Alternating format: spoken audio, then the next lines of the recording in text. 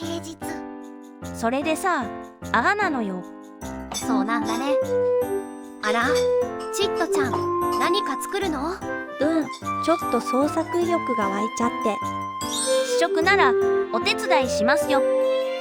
紅茶のトリュフなんだけど大丈夫かな？もちのロンです。チットちゃんの台所。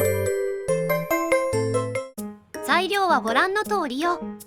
今回はレディグレイの茶葉を使うよ。紅茶パウダーはセリアで購入しました。興味があったら使ってみてね。それでは作っていくよ。湯煎でミルクチョコを溶かしていくわよ。湯煎は沸いたら火を止めような。次に生クリームと牛乳を火にかけるわよ。周りがぷくぷく沸いてきたね。生クリームは中央までしっかり沸かしてね。結構ボコボコしてきたぞ。もうちょっと。はい、止めます。そしたら茶葉を加えて混ぜ、蓋をして5分蒸らすわよ。5分経ちました。温かいうちに手早くこすわよ。紅茶のいい香りがするね。しっかり香りを出したいから、ヘラやスプーンで紅茶液をしっかり絞ってあげてね。湯煎で溶かしたチョコに先ほどの紅茶液を加えて混ぜるわよ。混ぜる時のポイントは中央から少しずつ混ぜることです。そしてなるべく空気が入らないように優しく混ぜてね。もしこの時紅茶液が冷めていてチョコと混ざりにくかったら湯煎にかけて混ぜ合わせような。本当だ、だんだん混ざってきているね。全体がつながるとこんな感じになるわよ。つやつやで綺麗だね。そしたらクッキングシートを引いたバットにチョコを流すわよ。だいたいこのバットのサイズくらいの大きさがいいよ。チョコを平らにしたら冷蔵庫で固めるわよ。冷蔵庫に入れて1時間くらいしたら表面が乾かないようにラップをしような。チョコは最低でも3時間は冷やして固めてね。チョコをバットから出す前にチョコがまな板にくっつかないようにココアをまぶしておくわよ。しっかり固まってきれいに剥がれたね。紙を剥がしたら表面にも軽くココアをまぶしてね。そしたらカットしていくわよ。包丁についたチョコはその都度タオルで拭ってね。きれいにカットするポイントだな。ねえねえ、端っこの部分は使わないの？端っこの部分は大きさを調節するのに使うよ。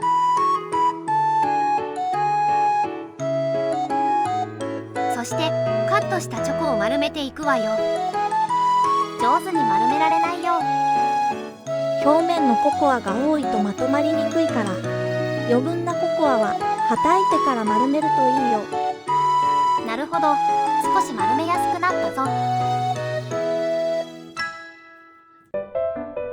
チョコを全部丸めたら15分くらい冷蔵庫で冷やすよ。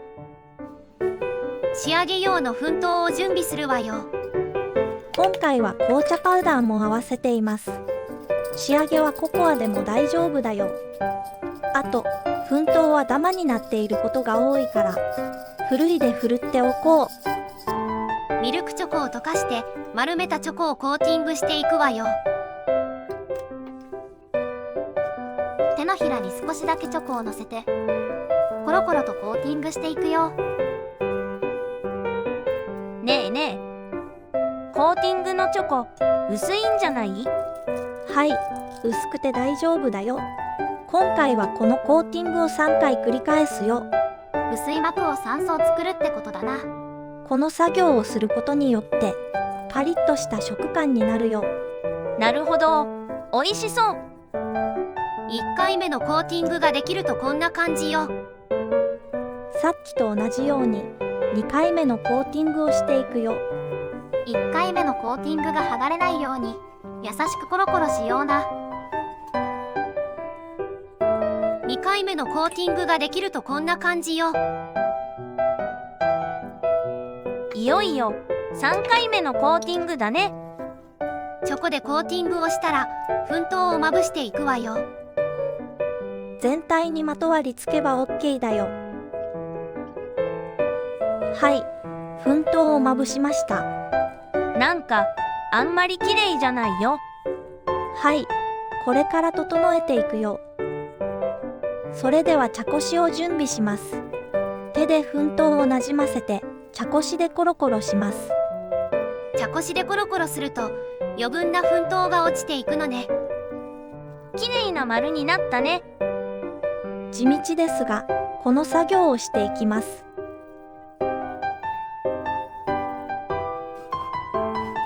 はい、全部コロコロできました。仕上げに粉糖を軽く振るったら完成よ。スノーボールのようで素敵だね。最後はラッピングよ。すぐに渡さない場合は密閉容器に入れて冷蔵庫で保管してね。箱のまま冷蔵庫で保管すると湿気で粉糖が溶けてしまうみたいだな。